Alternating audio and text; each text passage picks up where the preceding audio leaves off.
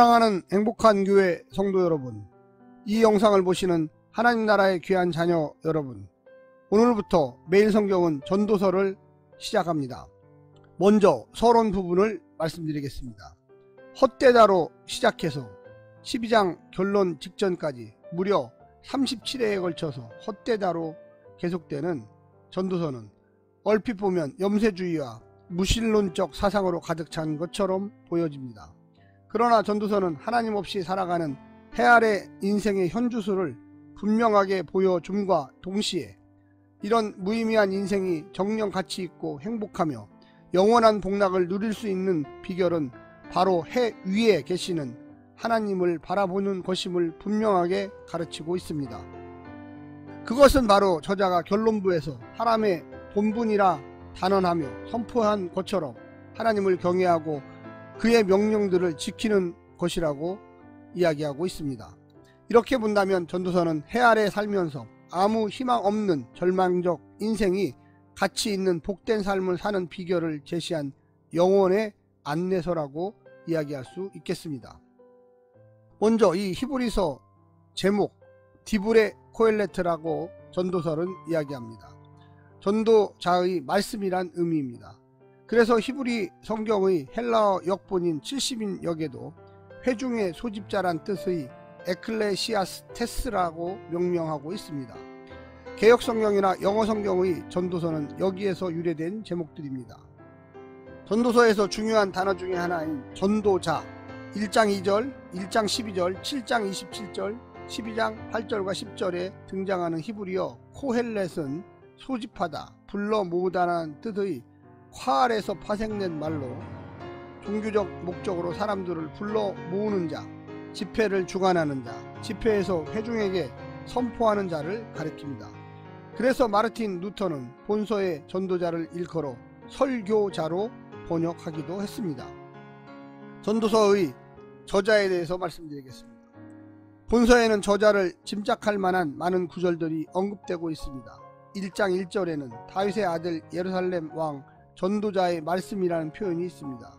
또 1장 16절에는 저자가 내가 크게 되고 지혜를 더 많이 얻었다라는 표현이 있었고 2장 4절과 9절에는 저자가 세상 사람들이 흉내낼 수 없는 부귀 영화를 누렸다는 내용이 구체적으로 언급됩니다. 그래서 유대인들이나 초대교회 당시 대다수의 교부들은 전통적으로 솔로몬이 본서의 저자라고 주장하였습니다. 하지만 루터 이후 학자들 가운데는 본서의 저자를 솔로몬으로 보지 않는 경향도 있습니다. 루터는 주전 2세기경 마카비 당시 지혜서를 쓴 벤시락을 본서 저자로 보고 있습니다.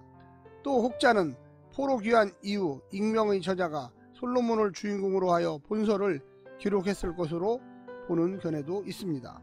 기록 시기 본서를 솔로몬 저작으로 볼 경우 전도자의 기록 시기는 솔로몬 통치 말년 주전 940년부터 930년 경으로 볼 수가 있습니다. 이 시기는 솔로몬이 온갖 부귀영화를 다 누리고 젊은 날 우상숭배와 육신의 향락 등으로 하나님 앞에 범죄하다 인생의 노년에 이르러 자신의 뼈아픈 인생 체험을 돌아보며 인생의 허무함을 느끼고 하나님 앞에서 철저히 회개했던 시기였을 것입니다. 이런 배경에서 본다면 하나님을 경외하는 것이 사람의 본분이라는 전도서의 결론은 솔로몬의 통치 말년과 정황적으로 잘 어울릴 수 있다고 하겠습니다. 반면 이 후대 익명의 저작설로 볼 경우 본서는 주전 2세기형으로 보기도 하나 그보다 훨씬 더 후대인 주전 40년경 헤롯 왕 시대로 보는 극단적인 견해까지도 있습니다. 기록 장소를 생각해 보겠습니다. 저자를 솔로몬으로 볼 경우 전도서의 기록 장소는 예루살렘으로 볼 수 있습니다. 그러나 후기 연대를 주장하는 소수의 학자들 가운데는 본서 기록 장소를 알렉산드리아, 이집트에 있는 도시로 보는 견해도 있습니다. 전도서에 나타난 하나님의 섭리 1장 4절부터 10절 인생은 허무하다. 1장 12절 인간이 자신의 지혜로 추구하는 일들은 결국 괴로움만 더해준다. 2장 1절부터 10절 세상에서 얻은 재물은 허탄하다. 3장 19절 사람이나 짐승이나 죽음 앞에서는 다를 바 없다. 해 아래에서 하는 수고는 눈물과 고통만 가져다 줄 뿐이다.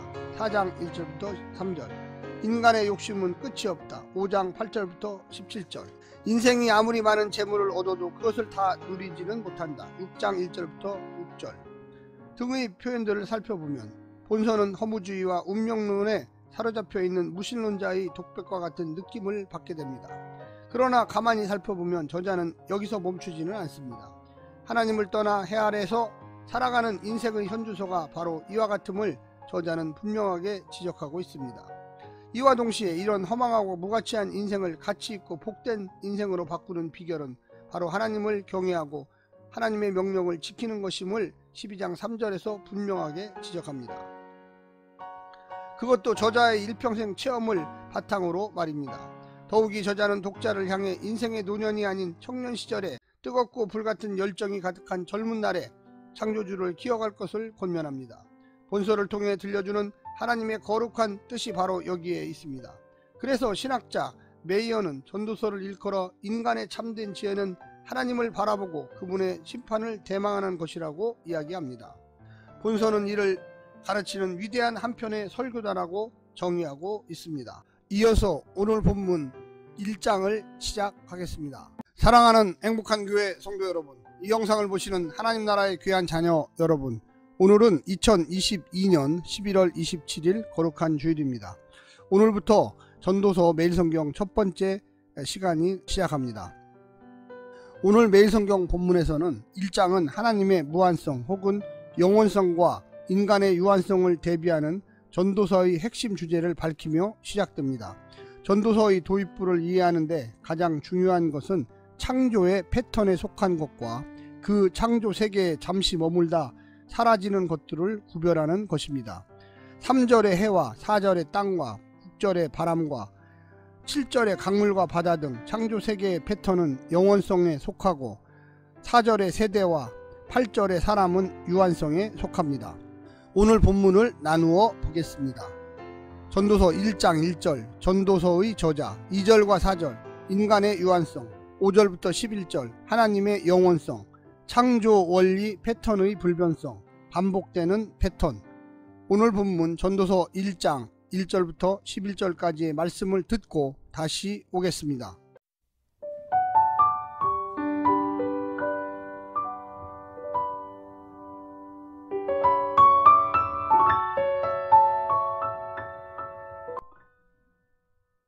전도서 1장. 다윗의 아들 예루살렘 왕 전도자의 말씀이라. 전도자가 이르되 헛되고 헛되며 헛되고 헛되니 모든 것이 헛되도다. 해 아래에서 수고하는 모든 수고가 사람에게 무엇이 유익한가? 한 세대는 가고 한 세대는 오되 땅은 영원히 있도다.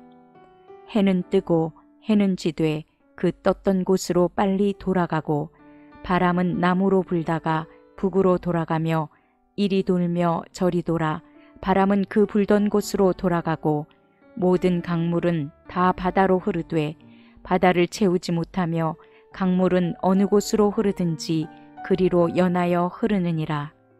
모든 만물이 피곤하다는 것을 사람이 말로 다 말할 수는 없나니 눈은 보아도 족함이 없고 귀는 들어도 가득 차지 아니하도다. 이미 있던 것이 후에 다시 있겠고 이미 한 일을 후에 다시 할지라. 해 아래에는 새 것이 없나니 무엇을 가리켜 이르기를 보라 이것이 새 것이라 할 것이 있으랴.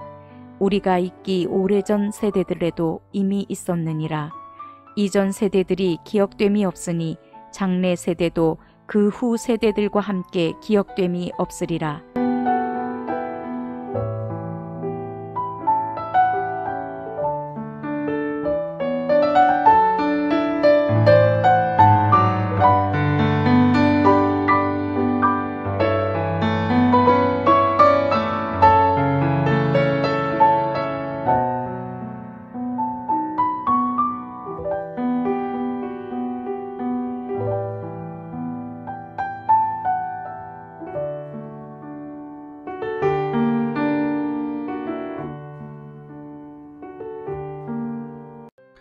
전도서의 저자는 솔로몬으로 알려져 있습니다. 그러나 전도서를 어느 특정 시기에 한정해서 이해하려는 시도는 지혜 장르로서 전도서가 가지는 폭넓은 범용성을 축소합니다. 지혜 장르는 시대와 역사, 문화를 초월하는 인류 공통의 경험에 기반을 두고 있습니다. 거대한 창조 세계 속에서 자그마한 피조물인 인간의 가능성과 한계에 대한 물음은 인류 역사 어느 시점에서도 항상 되물어온 것입니다. 따라서 전도서의 배경을 왕조 시대나 바벨론 포로기, 제2성전기 등에 한정해서 본문의 의미를 도출할 필요는 없는 것입니다. 오늘 본문을 네 부분으로 나누어 자세히 설명드리겠습니다. 첫 번째, 현실을 직시하는 신앙. 전도자는 현실을 직시하면서 질문합니다. 모든 것이 질서정연한 듯 보이고 그 질서는 영원하여 모든 것이 조화로운 듯 보이지만 그 속에서도 유한한 인간이 느끼는 무상함이 있습니다. 전도자는 이 허무함에 침묵하면서 무조건 참여만 하지 않고 한숨을 쉽니다. 이 한숨은 낙담과 절망의 한숨이 아니라 있는 그대로의 현실을 직시하려는 의지의 표현입니다. 두 번째는 인간, 증명하는 헛됨. 전도서는 온갖 영화를 다 누려본 솔로몬 왕의 입을 빌려 인간사의 헛됨을 노래하고 있습니다. 남들이 만류하는 인생을 다 살아보고서야 후회하는 것은 어리석지 않겠는가. 인간은 몸과 마음을 기울여 수고한 만큼 유익을 얻지 못합니다. 뭔가 대단한 것을 이루었더라도 기껏해야 해 아래의 일일 뿐이고 해가 가고 날이 가면서 곧 사라지고 잊혀지며 수고한 내가 떠나면 내 수고의 영광은 엉뚱한 사람이 누리기도 합니다. 그러니 해냈다고 기고만장할 일도 아니고 못했다고 기죽어 살 일도 아닙니다. 세 번째는 자연이 증명하는 헛됨. 해와 바람과 강물을 보십시오. 얼마나 수고하고 애씁니까?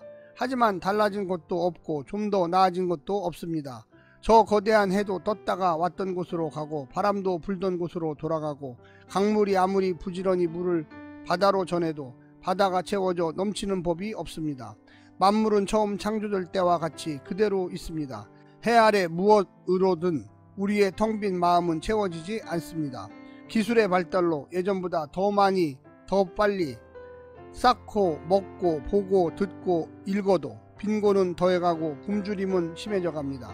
자살은 늘어가고 불행과 불안은 커져갑니다. 하나님 없이는 피조세계도 인간도 숨을 잃고 피곤하지만 쉬는 법을 몰라 또 다람쥐 쳇바퀴 돌듯 계속 돌고 있습니다. 마지막 네 번째는 시간이 증명하는 헛됨입니다. 피조세계의 공간뿐만 아니라 시간도 새로움이 없습니다. 새롭다고 여기는 것은 과거를 망각하여 제대로 모르기 때문일 뿐입니다. 기술은 새롭지만 인간과 그들의 행동 양태는 새롭지 않습니다. 경쟁하고 욕망하는 인간은 그대로입니다. 히브리어 헤벨이란 단어에 대해서 전도서에서 아주 중요하게 생각하는데, 이 헤벨이란 말은 우리 한국말로 세 가지로 번역될 수가 있겠습니다. 첫 번째는 이해할 수 없는, 말이 안 되는, 불합리와 부조리를 뜻하는 말로 이 헤벨이라는 뜻이 합리적인 설명이 불가능하다는 점을 강조한 번역입니다. 두 번째는 쓸데없는, 소용없는 이라는 뜻으로 번역될 수가 있겠습니다. 아무런 효용가치가 없다는 점을 부각시킵니다. 현대인의 성경에서는 무가치하며 아무것도 소중한 것이 없구나라는 번역이 이러한 의미를 반영하고 있습니다. 마지막 세 번째는 헤벨은 공허한, 텅 빈, 무의미한, 대다수의 번역 성경이 이 해석을 따릅니다. 개역과 공동번역, 새번역, 쉬운 성경 등 헛되다라고 번역하고 있으며 가톨릭 성경과 우리말 성경은 허무라고 번역합니다. 오늘 하루도 전도서의 말씀을 들으시고 하나님의 조명하심을 따라서 늘 새롭게 시작하시는 하루가 되기를 간절히 부탁드립니다. 오늘 하루도 승리하십시오. 샬롬.